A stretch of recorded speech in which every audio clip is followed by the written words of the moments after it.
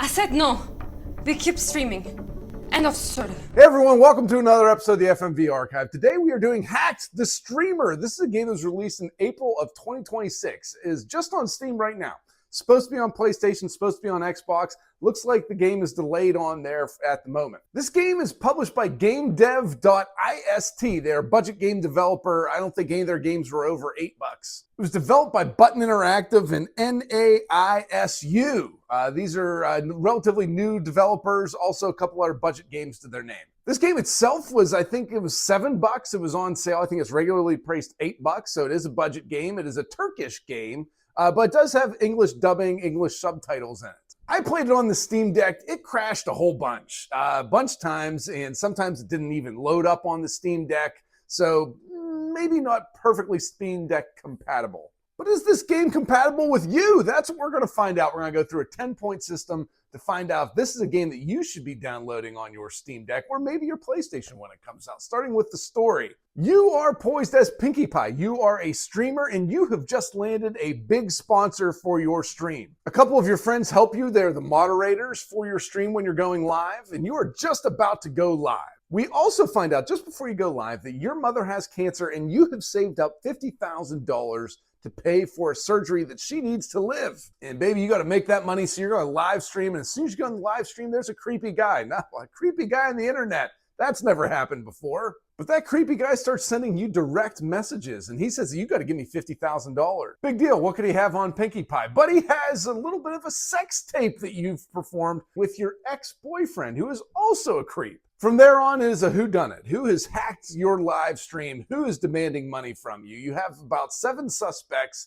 They're all your close friends. If you like a whodunit, this is definitely a great game for that. It is a 10 overall for the story. It definitely holds your interest the entire time. Number 2, the gameplay. This is a choose-your-own-adventure game. Definitely a branching story path. Depending on your interactions, you listen to different things that happen and you get different scenes. Depending on what you do, you will get clues, though, and those clues are kind of kept in a notepad that you have, and you can reference that throughout the game to help you find out who is the one scamming you out of money. There's also some clues kind of on your desks. You can touch this, clues that are on your desk, and they'll give you a flashback. They'll give you a little bit more backstory about the people that you're friends with to kind of give you information on who may be scamming. The only thing that I didn't like about this, the story tree. You really can't go to that and then pick a scene and say, okay, I want to change my decision there. You kind of have to play the game throughout. Now, after you do see a scene, you can skip it, but I wanted to kind of sometimes pick up in a very specific spot, and it doesn't allow you to do that. Overall, the gameplay is a 7. It moves pretty quickly, and there's a decent amount of decisions to be made. Number 3, the look and the graphics. The games that you are playing as the streamer in the background, they look really good. They look really cool. I like that. I think these are actually the games that the developer has released in the past, so they look actually pretty clean. Sometimes the scene transitions aren't great. It always has that little pause that always annoys me, or the edits aren't great in between scenes, but that really doesn't take too much away from it. Best part of this is I really like how the evidence is laid out. It is perfect. It'll show all the names of the people that are suspects, and under those people, all the evidence you've collected against them. And you can actually click on that evidence, and it'll show you the corresponding scene that goes with that. So it'll jog your memory of why this person is a suspect. Overall, there are some things, like I said, the edits could be a little bit better, the transitions could be a little bit better, but the look and graphics are pretty good. We'll give it a 7 overall. Number 4, the dialogue. I think the translation, you lose a little bit of things in here.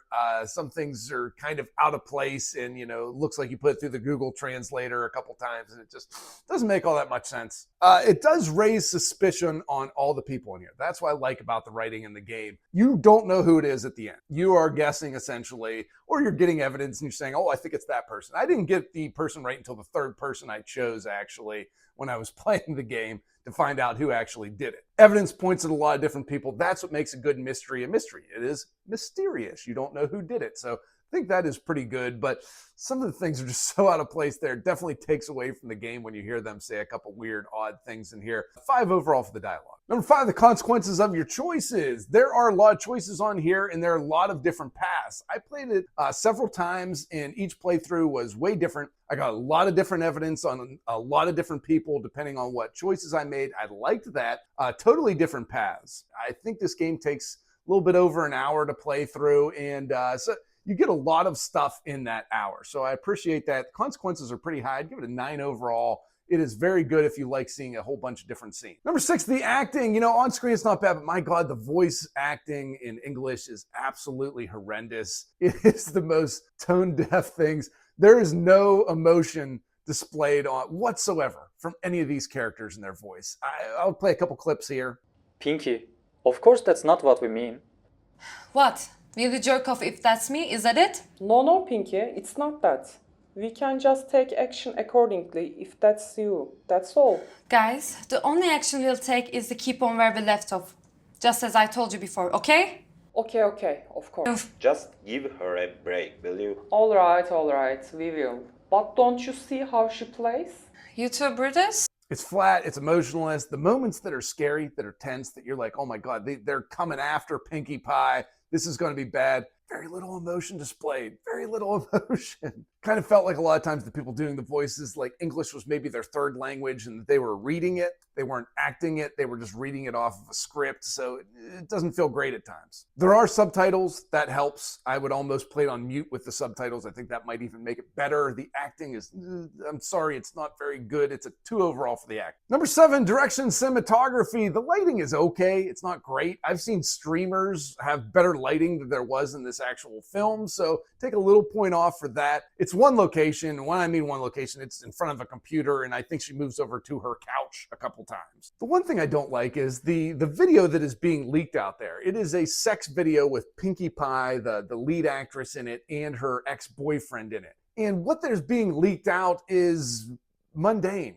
Nothing really happens. It's not showing anything. Now, apparently, the more videos they're being leaked out are more salacious, but it doesn't build the tension up because it's like, oh, a woman undoing her shirt, she's still wearing a bra underneath that. It's just like, you need to crank up the tension in a little bit, make those videos a little bit more revealing, make them way more embarrassing, because that's going to make her want to pay this person off so that video doesn't get out there. What they're showing in there isn't embarrassing at all. Also, a lot of the conversations Pinkie Pie is having are just conversations. They are not video. I would like, when she's calling her friends, have the split screen, have her on one side, have them on the other side, and them conveying emotion, because they're not doing it very good through their voices, through their faces, and have that. Denise, the one character, she talks to her a lot on the phone, but we don't see her. I think we see her like once in the beginning, and that's kind of it. Would have liked a better leaked video, would have liked more interaction with the other characters on it so we get a better feel through the evidence that we're collecting. Overall, the direction cinematography could have been a lot better.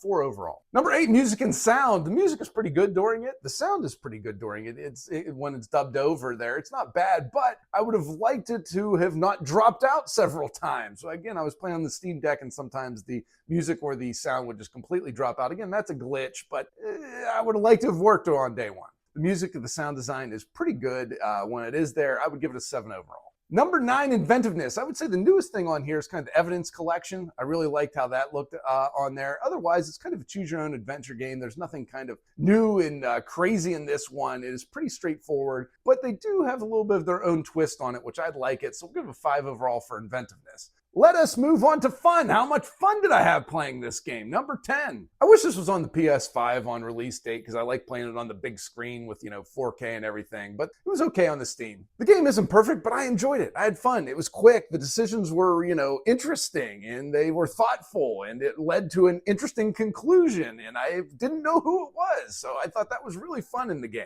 I would give this game an 8 overall for fun. I enjoyed it. That brings us to a final score of a 65. Definitely not our highest ranked game, but what's the final verdict? I think you should play this. It's way more fun. There are things on here. The game is not perfect. It is a budget game. If you want to play another budget game that's, more polished and looks a little bit better than this, Heart of the Forest, that just came out this year. That's a budget FMV game that I think is really good, really scary, a lot more involved in that game. But this one is fun, okay? There are a lot of the acting isn't great, especially if you're playing it with the English dubs. You're not going to like it very much in terms of that. It's under $10. It's a lot of fun. It will hold your interest the entire time, that's for sure. You will probably want to play it multiple times. I did just in my short time of having the game. If you pick apart everything you don't like about this game, you're going to go crazy because this is a good game. It is fun. What we think is good is the FMV archive. So we think you should hit like, you should hit subscribe, definitely, so we can do more of this stuff. We're trying to grow the channel and do more different things with it. And all we do is FMV gaming. So if you like FMV, stick with us. Thank you. Have a good one.